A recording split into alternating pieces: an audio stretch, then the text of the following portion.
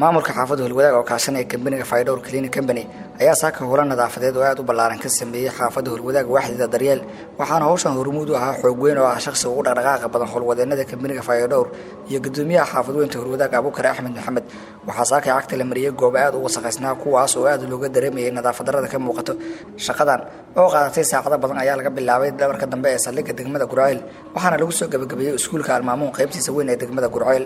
kadib marka hawsha ilaatay waxa warbaahinta la hadlay gudoomiyaha xaafadweynta Holwadaag oo saaka xaafadda uu hogaaminay laga sameeyay ololaha nadaafadeed maanta waxa wadnaa shaqo oo aan ka wadnaa xaafadda Holwadaag awal hore waxaan hore u soo qabanay asbuucii hore gudihiisii adiga maalin kamid ah xaafadda Holwadaag waaxdeeda sagal hadeerna shaqada waxaan ka wadnaa waaxda kale oo Daryeel waxaan maanta u mahad celinayaa maamulka degmada waxaan kale u mahad celinayaa Fayadhowr Company ayaa u mahad celinaya shaqada qurux badan ee xaafadaha ka wadaan sida quruxda badan anagana noo soo ajiibeen ayaguna ay shaqada ay kabanimada ay ku gudanayaan anagana ay noo garab istaageen xaafadda Holwadaagna ay garab istaageen inay iska nadiifido qashinka xaafadaha dhex yaala maamulka xaafadda oo ayaguna u istaagay inay xaafadda Holwadaag u shaqeeyaan iyo bulshada xaafadda oo ayaduna u diyaarsan inay xaafadii u shaqeeydo ayaa waxaan u mahad celinayaa sida quruxda badan oo ay xaafaduna shaqada u wado maamulka xaafaduna ay shaqada u wadaan kabaniga Fayadhowrkuna ayaguna ay shaqada u wadaan waxaan rabaa in xaafadda ka codsanaynaa shaqadan qof kaligeed ma wadi karto waa in la isla galab galaa shaqana qof kaligeed ma wadi karto waxa fiican in shaqada isla wado bulshada xaafadda iyo maamulka xaafadda iyo kabaniga wuxuu diyaar leeyahay waqti kasta inay shaqada ka qabtaan xaafadda Holwadaag ay ayagu diyaar u yihiin maamulka xaafaddana ayaguna diyaar waxay u yihiin inay shaqada xaafadda ka qabtaan dadka shacabka oo bulshada oo xaafadda joogtana waxaan ka codsanaynaa inayna garab istaagaan oo ay shaqada nala wadaan oo xilliga aan u baahanahay aan helno qashamada wax badan cudurro badan waxyaabo badan ayay leeyihiin waxaa adduunka ka jirta in la iska nadiifiyo qashimada meelaha aan munaasibka in qashimada la soo dhigaana lama ogola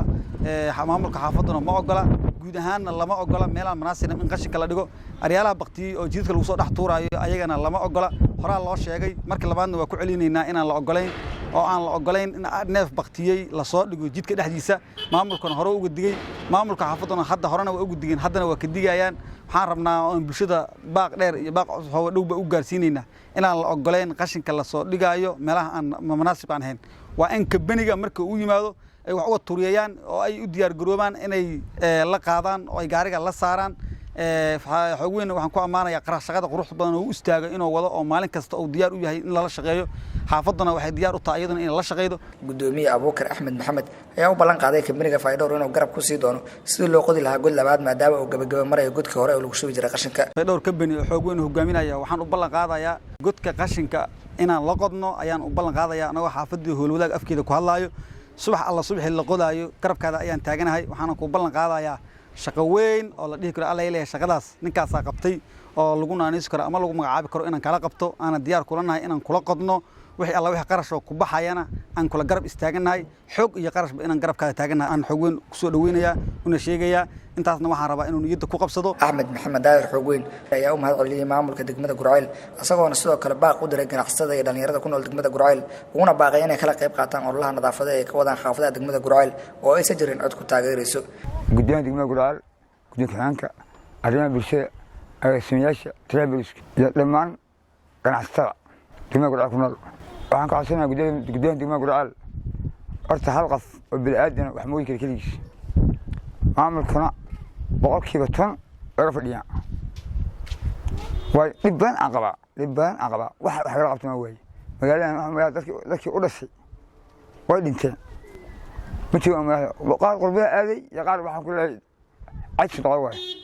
wax kale ma hayo waxaan ka codsaa degmada Gurceel gudoomiyaha in xataa inta hal bil aan shaqeeyay in xataa soo istaago oo hada xataa toonta ka codsaa arrimaha bulshada amahan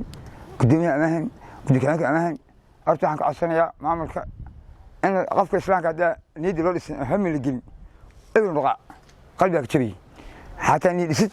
haddaan maal karim niyad dhisid xataa ka weyn waxauna si gaar ugu mahad celiyay Ibraahim Xaashi Cumar Guuleed oo ah qurbajoog Soomaaliyeed kana soo jeeda degmada Gurceel ee gobolka Galgaduud asagoona sheegay inuu ku dhiirigeliyay shaqada wanaagsan oo uu hayo degmada Gurceel ee gobolka Galgaduud qurbajoog Ingiriis joogo Ibraahim Xaashi Cumar Guuleed ay gacan qabtay ayaan taageeray boqolkiiba 10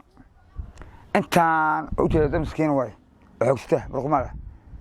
كلي ما أقول أم له أرك لي أنت ما مغمر كلي ما أقول ساعات اللي ساعة قالن ساعة دان ولا دو ساعة مري هذا أقول له تأت ساعة مري وقفنا فلي وسلامة معك عصا بيادي ما قرال قدينا سيب أنس معك عصا أديك عكت لي حياها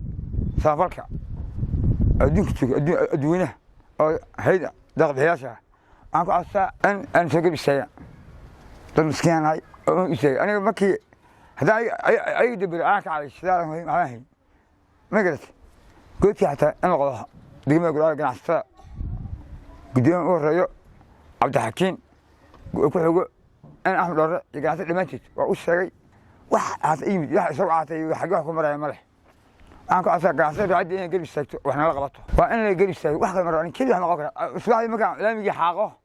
بدأ قاسك سوق هذا قبلي أكورد هذا قبلي حاقه أكورد هذا رد قال الكلام وليش أكورد هذا وصغير ولا هي العين سيدا بسرني اللي ماذا سو تي صاحبي كذا عين كاميرا تقليني إلا بيرس مي عني رحمة الله كرم هذا قال قاسك كان حافظها حاجان جيها قولي ما كنت لا وما قلت إن لو قضى عاول السير لا بقى دوري السير كذي اللي اللي قضى أنا أنت عند بلاء هذي قلت كده ريان وهذا عفنو ما عالم كده عمه مسؤول جنا سارته قدام دم قرال المسؤول كأ كسكو مقالنا ما قلت هذي قدامي عمركم بحي وبحسن هذا عمر بحين بحسن ماي تليه بيرس أسرع عمره ما ممكن بعد ما قرال وسك هذا عمر ديبه عمر كسعة سلقت لنا عمر ما شرعي ويا قبيل